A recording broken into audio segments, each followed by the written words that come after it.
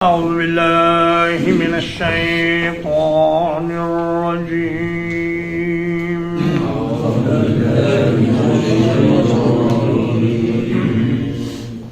بسم الله الرحمن الرحيم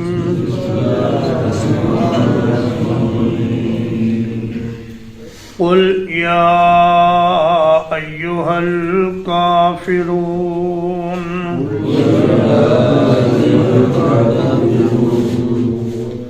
فرما دیجئے اے کافروں لا اعبد ما تعبدون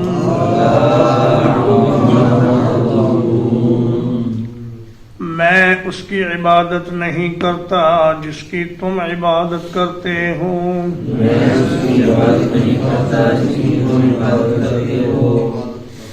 ولا انتم عابدون ما اعبد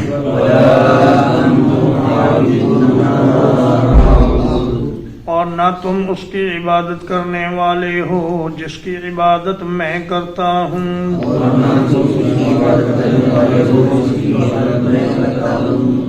ولا انا عابد ما عبدتم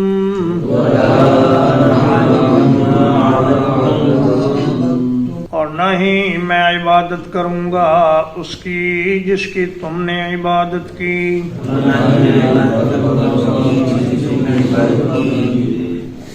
ولا انتم عابدون ما اعبد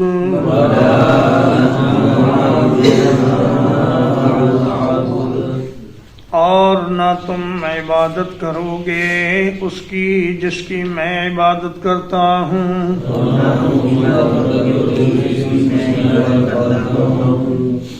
لکم دینکم ولی دین تمہارے لیے تمہارا دین ہے اور میرے لیے میرا دین ہے تمہارے لیے تمہارا دین ہے اور میرے لیے میرا دین ہے۔ سورۃ الکافرون مکیہ ہے، ترتیب تلاوت کے اعتبار سے اس کا نمبر 109 ہے اور ترتیب نزول کے اعتبار سے اس کا نمبر 18 ہے۔ اس میں 6 آیات ہیں اور 1 رکوع ہے۔ اس سورت کی نبی کریم صلی اللہ علیہ وسلم کے نزدیک بہت بڑی اہمیت تھی۔ حدیث پاک میں ہے کہ رسول اللہ صلی اللہ علیہ وسلم جب بیت اللہ شریف کا طواف کرتے تو طواف کے بعد جو 2 رکعت نماز پڑھتے اس میں پہلی رکعت میں سورۃ الکافرون پڑھتے اور دوسری رکعت میں سورۃ الاخلاص پڑھتے، اور کہ نبی کریم صلی اللہ علیہ وسلم فجر کی سنتوں میں یہ 2 صورتیں پڑھا کرتے تھے، پہلی رکعت میں سورۃ الکافرون اور دوسری رکعت میں سورۃ الاخلاص۔ اور ایک حدیث میں یہ ہے کہ اللہ کے نبی صلی اللہ علیہ وسلم جب وطروں کی نماز پڑھتے 3 وطر پڑھتے تو اس میں دوسری رکعت میں سورۃ الکافرون کی تلاوت کیا کرتے۔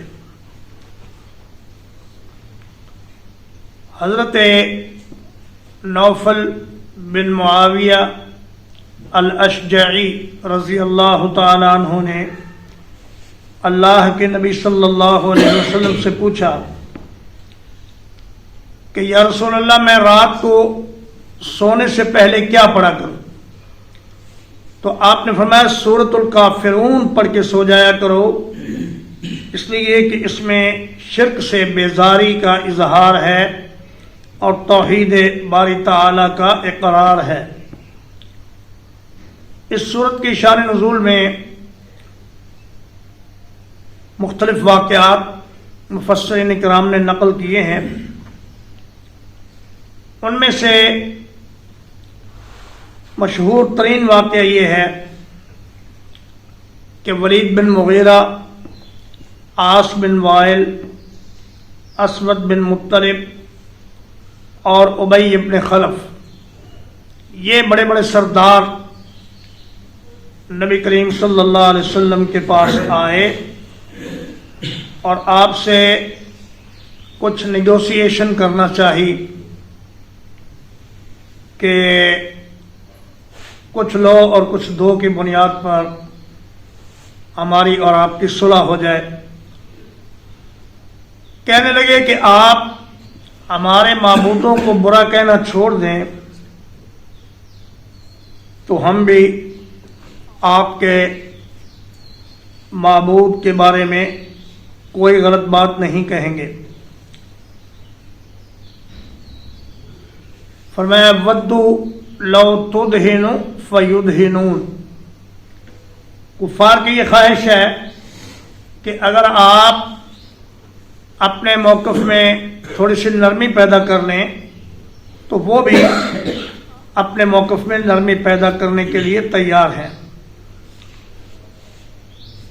ایک تجویز انہوں نے یہ دی کہ ایسا کریں کہ ایک سال آپ ہمارے مندروں میں آ کر مورتی پوجا کیا کریں، بت پرستی کیا کریں، اور ایک سال ہم آپ کی مسجد میں آ کر اللہ کی عبادت کر لیا کریں گے۔ اس طرح آپس میں بھائی چارے سے اور دوستی سے رہیں اور ایک دوسرے کی مخالفت چھوڑ دیں۔ مگر اللہ پاک نے یہ صورت نازل فرمائی اور اس میں صاف صاف اعلان فرما دیا۔ فرمایا قل، اے میرے حبیب صلی اللہ علیہ وسلم، آپ اعلان فرما دیجئے، یا ایھا الکافرون، کہ اے کافروں۔ کافروں میں مشرکین اور یہود اور نصارہ اور دیگر تمام مذاہب کے لوگ ہیں جو اسلام کو اپنا دین ماننے کے لیے تیار نہیں۔ بعض لوگوں نے کہا جی کافر نہ کہو۔ کافر کا لفظ کوئی گالی نہیں ہے۔ کافر ہر اس شخص کو کہتے ہیں جو ان بلیور ہے، اور مومن ہر اس شخص کو کہتے ہیں جو بلیور ہے۔ فرمایا کہ هو الذی خلقکم فمنکم کافر ومنکم مؤمن، اللہ نے تمہیں پیدا فرمایا ہے، اب تم میں سے کوئی انکار کرنے والا ہے اور کوئی ایمان لانے والا ہے۔ تو ہر وہ شخص جو دین اسلام کو اپنا دین بنانے کے لیے تیار نہ ہو وہ کافر ہے۔ آج بھی بڑے زور و شور سے یہ تحریک چلائی جا رہی ہے کہ وحدت ادیان کے تصور کو اجاگر کیا جائے اور تقریب بین المذاہب کے لیے مسلمان گرجا گھروں میں اور مندروں میں جائیں اور ہندو اور سکھ اور عیسائی اور مشرک یہ مساجد میں آ کر عبادت کیا کریں۔ تو فرمایا یہ ممکن نہیں۔ جو مومن ہے وہ مومن ہے اور جو کافر ہے وہ کافر ہے۔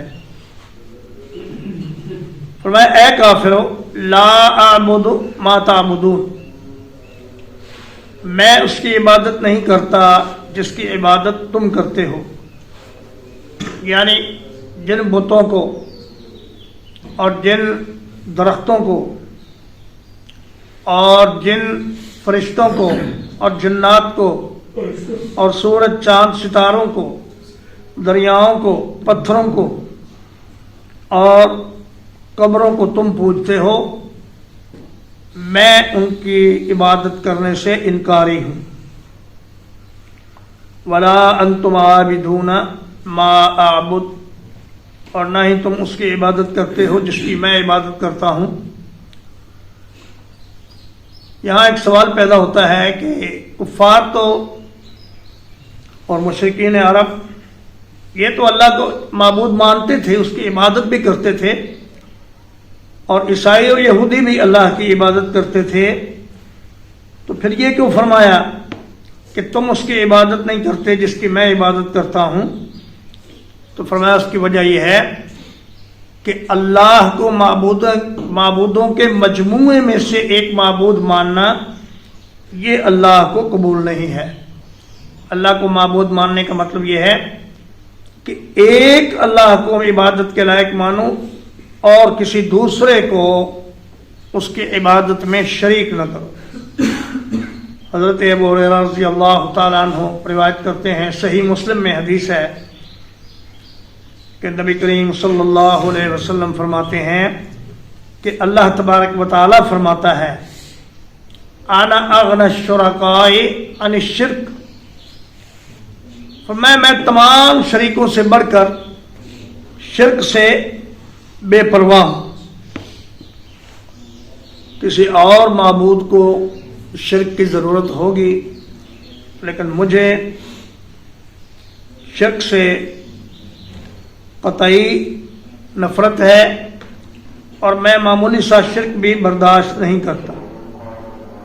من عمل عملا اشرک فیہ معی غیری ترکتہ وشرکہ، فرمایا جو آدمی کوئی کام کرے اور اس میں مجھے راضی کرنا بھی مقصد ہو اور دوسروں کو بھی راضی کرنا مقصد ہو، تو وہ سارے کا سارا عمل اس کے لیے ہے جس کو راضی کرنے کی اس نے نیت کی۔ میرا اس عمل سے کوئی تعلق نہیں، نہ اس مشرک سے نہ اس کے شرک سے میرا کسی قسم کا کوئی تعلق نہیں۔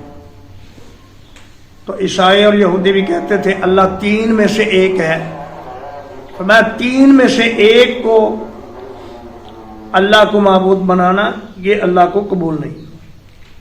اور مشرکین بھی کہتے تھے اللہ شریکن ہو لک، یا اللہ تیرا کوئی شریک نہیں، لیکن جو واقعی تیرا شریک ہے وہ تو تیرا شریک ہے۔ تو فرمایا کہ ایسی عبادت مجھے نہیں چاہیے جس میں اور معبود بھی شریک ہوں۔ ولا انتم عابدون ما اعبد، اور نہ ہی تم اس کی عبادت کرنے والے ہو جس کی میں عبادت کرتا ہوں۔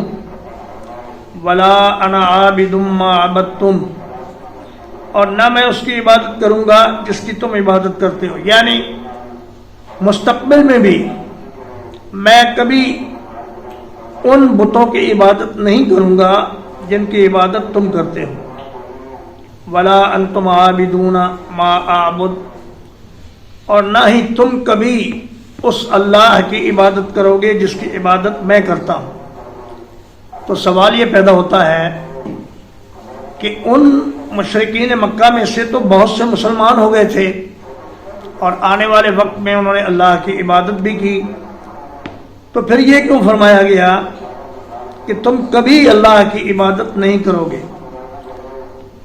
تو اس کا جواب یہ ہے کہ کافر رہتے ہوئے تم کبھی اللہ کی عبادت نہیں کرو گے، ہاں اگر مسلمان ہو جاؤ تو یہ بات دوسری ہے۔ لکم دینکم ولی دین، ولی دین اصل میں ہے ولی دینی، اور اس کی یا حذف کر دی گئی اور نون پر کسرہ باقی رکھا گیا۔ فرمایا تمہارے لیے تمہارا دین ہے، میرے لیے میرا دین ہے۔ یہ کوئی مکسچر قسم کا دین اللہ کو قبول نہیں ہے کہ تم آدھے ہندو ہو جاؤ آدھے مسلمان ہو جاؤ، کچھ حصہ عیسائی ہو جاؤ کچھ حصہ مسلمان ہو جاؤ۔ ایسا دین اللہ کو نہیں چاہیے۔ فرمایا اللہ کو چاہیے خالص اسلام۔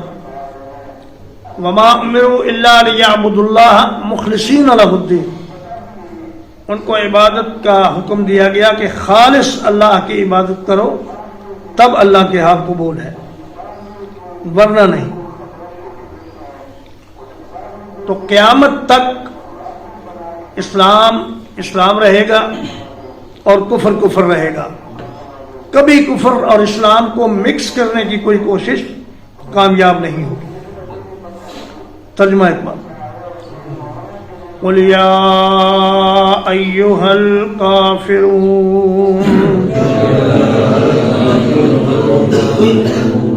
فرما دیجئے اے کافروں، لا اعبد ما تعبدون، میں اس کی عبادت نہیں کرتا جس کی تم عبادت کرتے ہو،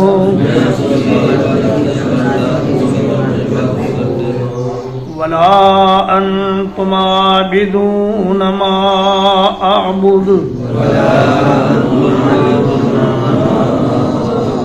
اور نہ تم عبادت کرنے والے ہو اس کی جس کی میں عبادت کرتا ہوں،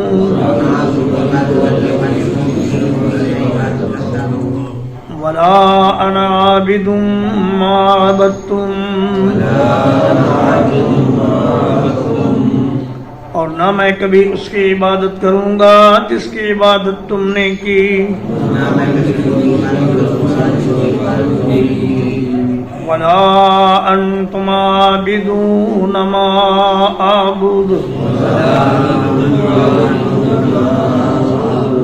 اور نہ تم کبھی اس کی عبادت کرو گے جس کی عبادت میں کرتا ہوں، لکم دینکم ولی دین، تمہارے لیے تمہارا دین ہے اور میرے لیے میرا دین. صلی اللہ علیہ نبینا محمد وآلہ وصحبہ اجمعین.